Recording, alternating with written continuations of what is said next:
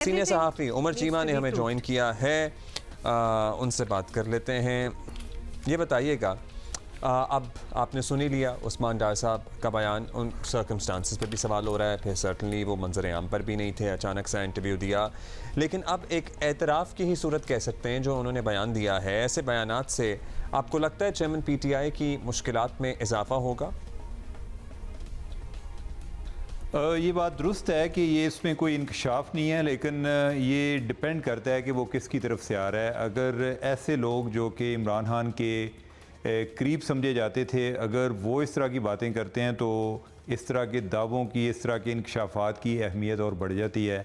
पहले कुछ इससे मिलती जुलती बातें जो परवेज़ खटक साहब हैं उन्होंने भी की हैं, लेकिन जो डार साहब हैं ये खान साहब के एक यंगस्टर्स का ग्रुप है उसमें शामिल थे और खान साहब के करीब समझे जाते थे। उनकी एक तरह से उनकी आँख और कान तस्वर किए जाते थे। तो अगर वो इस तरह का दावा करते हैं तो वो डेफिनेटली इम्पॉर्टेंट होगा। गो कि उस पर भी एक एतराज़ ज़रूर आ रहा है कि क्या उन्होंने किसी दबाव के तहत ये दावा किया है।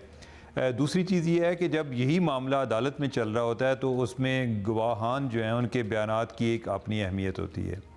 तो अगर वो आज उन्होंने टीवी पर इंटरव्यू दिया है तो कल ये बात, अभी तो उन्होंने एक जो रायामा की अदालत है उधर बयान दिया है, कल जब वो एक आइनी अदालत है उधर कोई उन्हें को बयान देना पड़ेगा या वो इस तरह का बयान देते हैं तो डेफिनेटली इमरान खान को जिरा होगी उसकी कि आपके जो करीबी दोस्त हैं इन्होंने ये बात की है और उनके लिए शायद जो दिफा करना मुश्किल हो जब उनके अपने दो जो करीबी लोग हैं वो इस तरह की बातें या दावे कर रहे हैं।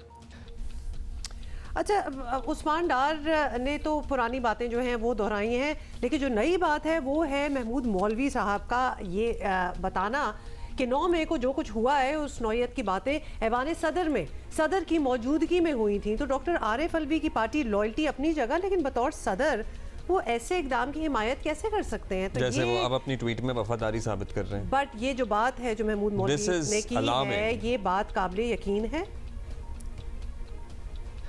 मुझे इसमें कोई ज़्यादा वज़न नहीं लगता और मेरी भी अभी तक कोई किसी ऐसे शख्स से बात नहीं हुई कि जो इस चीज़ को एंडोर्स कर सके कि वान सदर में कोई, उनकी बातों से तासर ये मिलता है कि शायद जो मनसूबाबंदी है वो वान सदर में हुई। हाँ, ये ज़रूर बात है कि अगर सदर अलवी के पास बैठ के कुछ 4 लोग इस तरह की बातें कर रहे होंगे तो अलवी साहब जो हैं वो तो डर के मारे उनको डिस्करेज भी नहीं करेंगे, लेकिन हो सकता है वो खामोशी इख्तियार कर जाएँ, कोई स्माइल दे दें, कोई इस तरह का उन्होंने मुजाहरा किया हो। तो ये फ़र्क है कि क्या वो उनको उकसा रहे थे या उनको आइडिया दे रहे थे कि आपने क्या कुछ कर सकते हैं, या कि वो उधर एक खामोश तमाशाई या एक खामोश सामे की हैसियत से उधर बैठे हुए थे। तो मेरा ख्याल है कि कोई इनके अपने भी इश्यूज़ हैं जो ये मौलवी साहब हैं अलवी साहब के साथ होंगे। ये मौलवी साहब जो हैं अली ज़ैदी साहब के करीब तस्वर किए जाते हैं और मैरी टाइम में जो मामला चल रहे थे अफेयर्स के जो कि वजारत अली ज़ैदी के पास थी उसके हवाले से भी इन पर भी कोई सवालात आ रहे थे। तो अभी ये मेरे ख्याल है जो एक इस्तेहकाम पाकिस्तान पार्टी है उसके भी कराची के या सिंध के सदर भी हैं। तो यानी कि उनका कोई ये ज़रूर है कि एक नए बयान के तौर पर हम उसको ज़रूर कंसिडर कर सकते हैं, लेकिन ये को बहुत संजीदा बयान मुझे नज़र नहीं आता या क्रेडिबल नहीं लगता।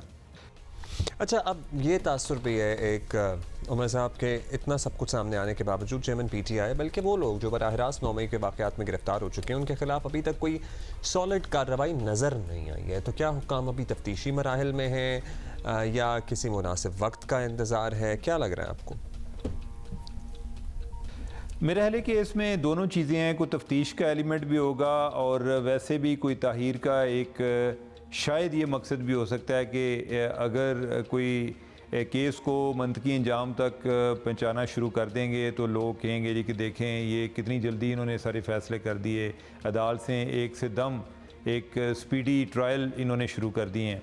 लेकिन जो पहले वाली बात है तफ्तीश की, उस पर काफ़ी FIA वालों ने भी काम किया है और हमारे सीनियर कोलीग हैं शकील अंजम साहब, बल्कि उनकी कल इस बारे में 1-2 दिन पहले ख़बर भी थी कि FIA ने कोई तकरीबन 200 के करीब यानी कि 190 लोगों के केस लोगों के मामलात में जो कि इसमें मई 9 मई के वाक़यात में मुलव्वस थे, उनके बारे में जो को फोरेंसिक एविडेंस कलेक्ट कर ली है। यानी कि मतलब है कि वो केसेस जो हैं अब ट्रायल के लिए रेडी हैं।